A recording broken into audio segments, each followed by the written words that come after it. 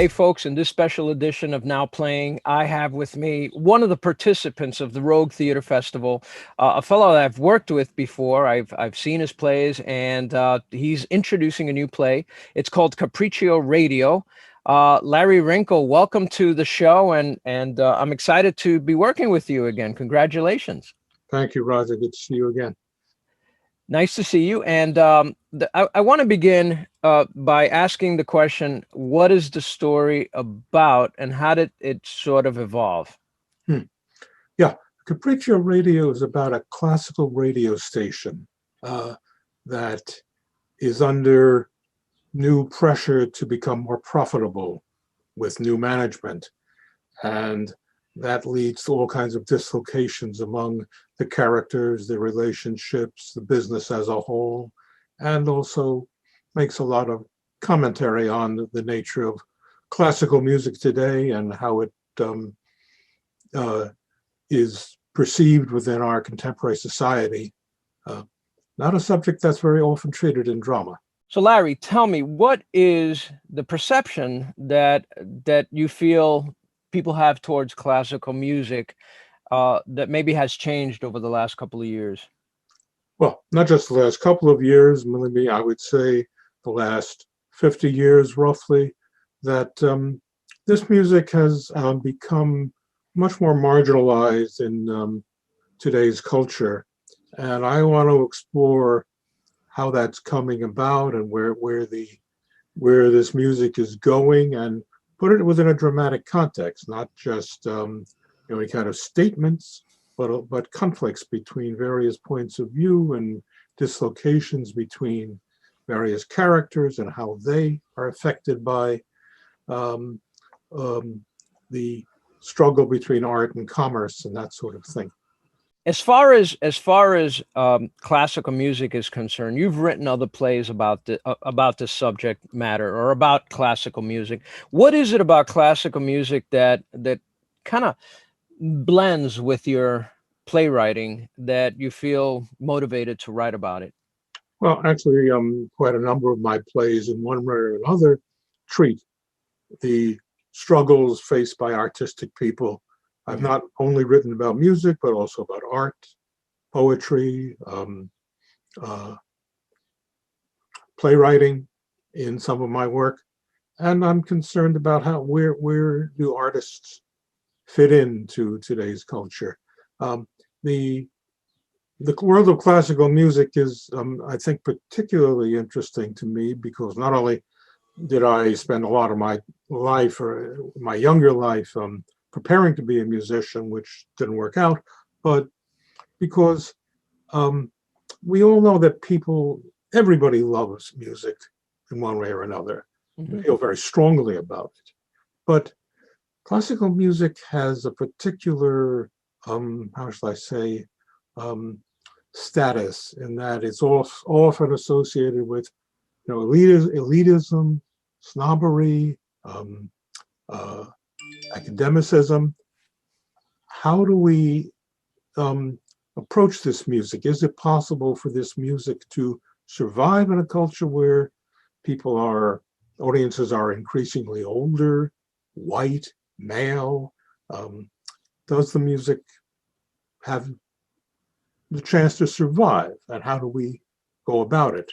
And in this play, the characters are threatened by a new management that primarily cares only about the profits, and the characters have to find a way to survive despite that. And they have very differing points of view, but I don't want to make it sound as if they're just points of view. They're personal struggles, they're interpersonal conflicts also. These are people who care very deeply about not only their careers, but their heritage. How did you, as an artist, as a playwright, how did you express yourself during the pandemic? And then later on, we'll probably lead into the question of Rogue, because that kind of fits nicely. But tell me how you, as a writer, dealt with COVID and the pandemic. Well, this particular play was actually completed well before COVID, although it's been in the works for quite a few years. In fact, I first got the germ of the idea around 2007. In fact, I had a first draft in 2011, a major overhaul 2016, another major overhaul just this year. But the COVID situation has been difficult for me. I haven't written as much as I would have liked. Um, I haven't been getting that as many productions as I would have liked. The play I've been most busily involved in writing during this past year has been also about artistic people and their struggles. It's a play about two identical twins, one who's a composer, one who is an artist, and their rivalry, and also a very domineering mother, a father who committed suicide, and it is sort of another exploration of how does the artist survive in a world where it's very, very competitive and difficult to make oneself known and valued. Do you feel that there's any silver linings though in the pandemic? One of the things I've heard from playwrights and producers and theater people is this ability to engage new audiences outside of the physical realm, if you will, of New York and Broadway, off Mhm. Broadway, off Broadway, but really bringing people from all over the world to kind of virtually or digitally watch something that an artist can create. Do you feel that that's something that has potential that can happen moving further, or are you more of a traditionalist who wants to see live theater and would rather work in the live theater world? I absolutely love live theater, but let's face it, any production of a live piece of theater will have a limited audience, a limited time span. Um, it may be Mm, lost or forgotten as soon as it's over. With the digital world, we're in the same position as audio recording was 100 years ago. Now, yeah. think of it. In the late 19th century, music was all live. But once recording was introduced, became possible for people to um, hear music in recorded format and have their own private library of, um, first it was 78s, then LPs and CDs, now streaming, but we all have access to a far wider range of music than would have been possible 125 years ago. I think theater is in the same situation. Certain well-known companies, like say the National Theatre in London, are already streaming their performances. Now, some people would say, "Oh, it's not the same thing." Well, of course it's not, but you have access in a way you never would have. I can go right now and see a live production from Shakespeare's Globe of a Shakespeare play without traveling to London.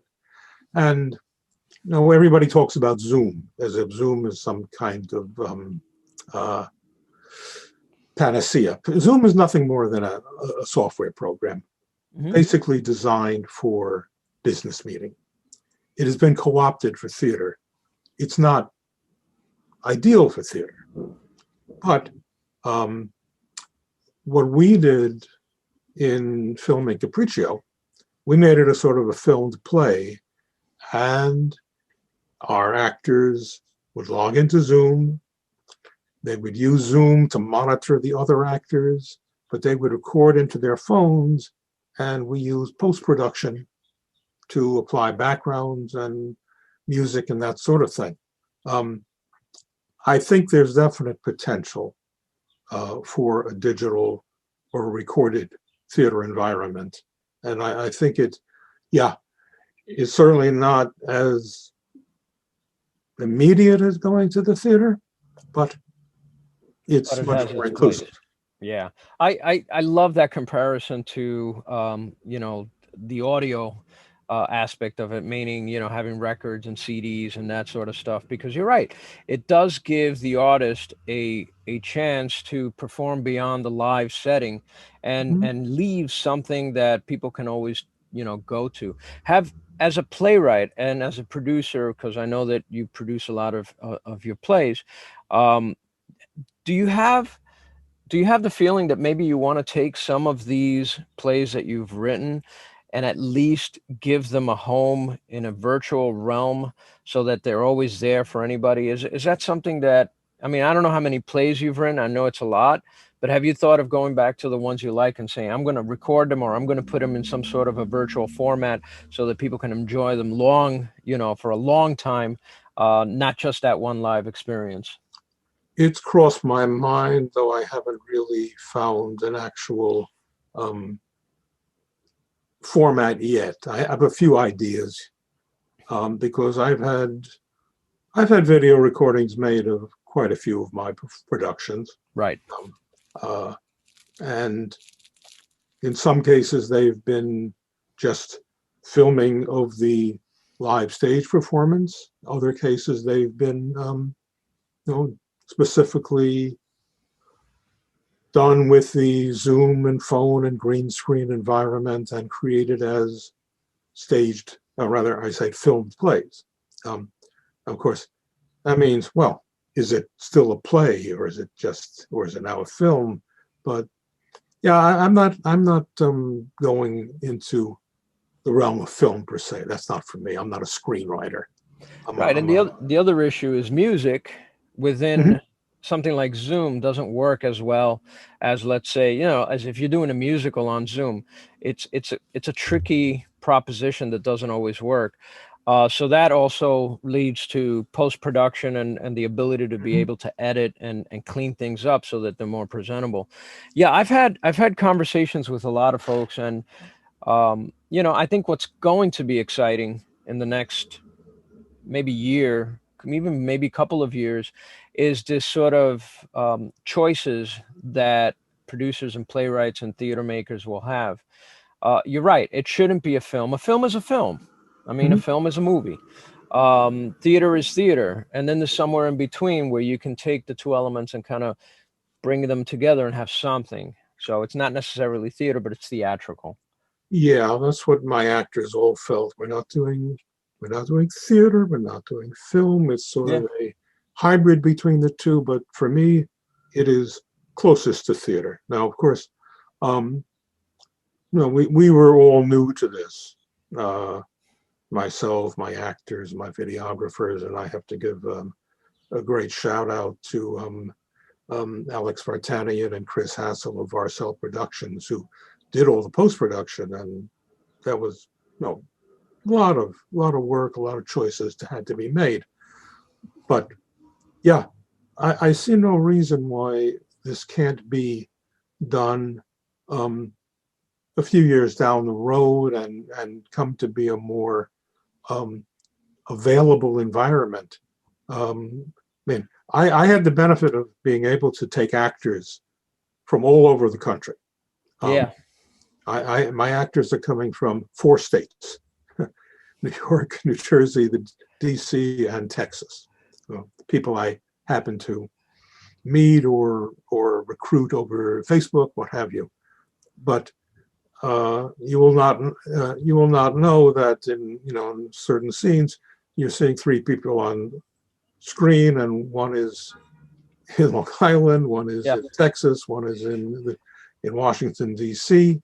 Um, so uh, that was a great advantage. Um, I think we still have a lot to learn about how to master this environment.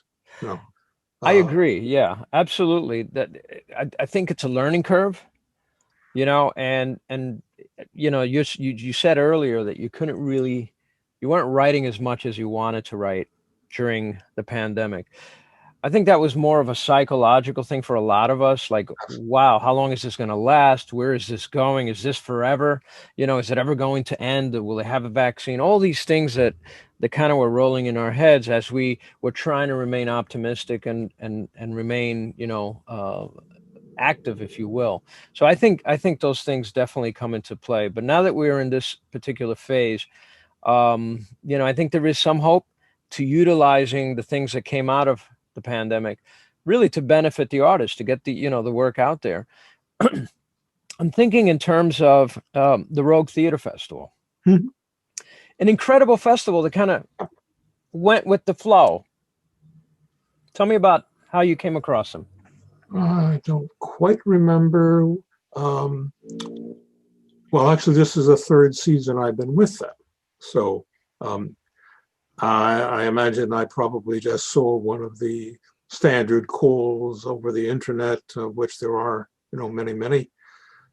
Uh, First season in 2019, I presented two short plays live.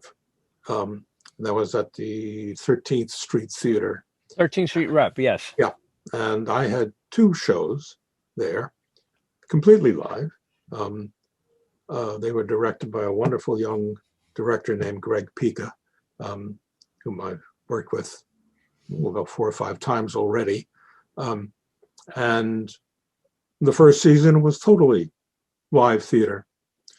Then last year, of course, we were, in the midst of the pandemic, and I had another short play accepted, one that in fact has been produced several times elsewhere. And we did it at this point using a combination of Zoom and also recording over the phone. And the actors would have green screens, just as in film. So what would be done in post-production was that we'd swap out the background and supply a more believable background.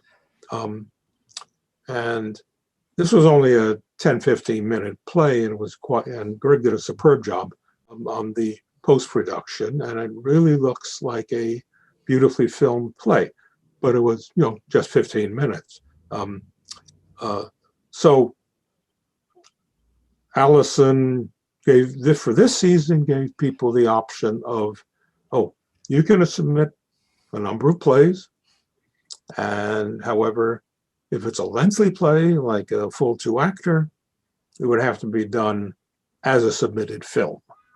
And I wanted this particular play to be finally seen. Yes.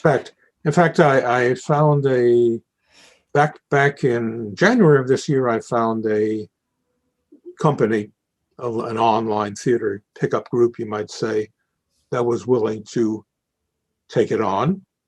And so I had its first live production, so to speak, over Zoom.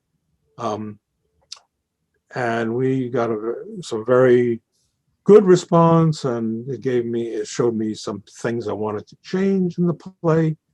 But I didn't want to preserve that one for future posterity. So when it came to Zoom, Allison asked me, well, which play would you most want to do? And I said, this one. I want to do the full 2-acter because I was also really, really fortunate in my cast. I had just some wonderful people. And most of them stayed with me for the Rogue production, with the only exception of one person who had to be out because of surgery. And I think you'll find there really, really is very strong cast, and they were quite supportive of the play. Well, I do believe very strongly in what Allison has done is a great thing, because it's really kept theater, going. I mean, there's been other theater companies that have done all sorts of things to keep, top of mind, to keep working, to keep giving folks a creative outlet. As far as the future is concerned, I know that you have a lot of work, a lot of plays that you've worked on and that you've written. Tell us what you see for your future, as far as the material that you're working on. What's your next big project, and what do you hope will be the one after that? I have, numerous short plays which I continue to circulate, some of which, get accepted, some of which get to semifinalist status. And I think these days, even to become a semifinalist or shortlisted status is pretty good, considering the a theater might get several hundred submissions for Right.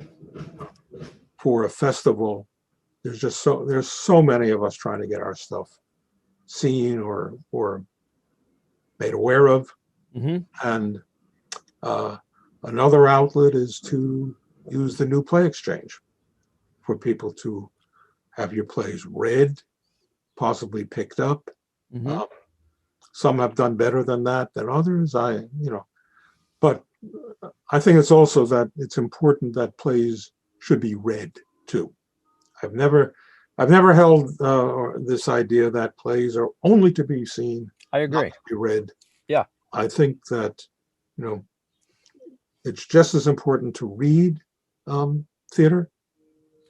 Drama is not just a form of theater, it's also a form of literature. And with NPX, I have a way of having my work read, even at a time when production is very, very competitive. Obviously, so many people are writing, which is a good thing, obviously. But you cannot, in fact, get every play produced. There's probably a small fraction of plays that actually do get produced, and a lot of them don't. The other thing too that's a challenge is this bottleneck that exists because of 14 months of plays not being seen or more. And I interview a lot of artistic directors, and I work closely with a lot of producers, some Broadway producers, and yes, there is definitely a bottleneck out there. All of a sudden there's a rush to fulfill the placement of productions that were sort of pushed back indefinitely until this thing ended. So all those new plays that are looking for a home now are facing that bottleneck, and they now still have to wait even longer before they get a chance to be on stage. But you bring a lot of good points up, and you bring a lot of things to the forefront. I love the comparison in terms of the the records, the LP, and the audio, and definitely see something like that happening here. Tell us, when is Capriccio Radio debuting at the Rogue, and tell us when it will be available for streaming, if you have that information in front of you. Oh, yes, I do. It will be streamed first on Friday, July 23rd, 6 to 8 p.m. Eastern Time. It is a close to 2-hour play with one intermission, about 5.5 minutes roughly. And between July 26th and August 1st, it will be available on demand. And I think you have a 48-hour period from when you start the on-demand to watch. Oh, is that right? I didn't know that. I think, if I'm not mistaken. I will make sure to put those links, by the way, folks, Yes. right here under Larry's name, so you can access them at any time. And Larry, I wish you the best of luck. I know that you're a hardworking playwright. Thank you. And I love the idea that you're championing the need for artists to be able to express themselves. So I sincerely thank you for that. Always a pleasure talking and working with you. You too, Roger. And thank you. I wish you great luck, great success. And folks, if you get a chance, please log in, see this play, support artistic endeavors and theater, and let's keep the ball rolling and moving in the right direction. Definitely. You have a wonderful week, Larry. Thank you so much.